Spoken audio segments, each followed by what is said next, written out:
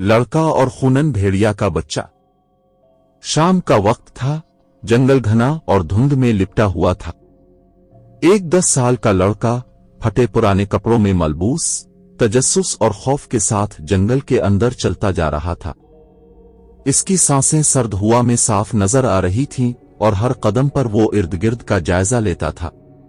अचानक वो रुक गया। इसकी नजरें सामने झाड़ियों के अंदर किसी चीज पर जिम गईं।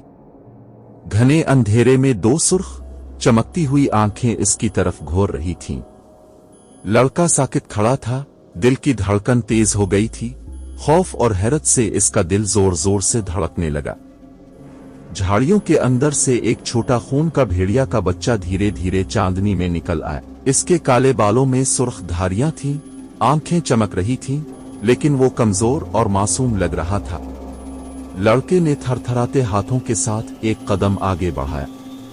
लड़का आहिस्ता से नीचे झुका और हाथ आगे बढ़ाया। भेड़िया का बच्चा इसके हाथ को सूंघने लगा, फिर अपने सर्द, गीली नाक से इसके हाथ को छुआ।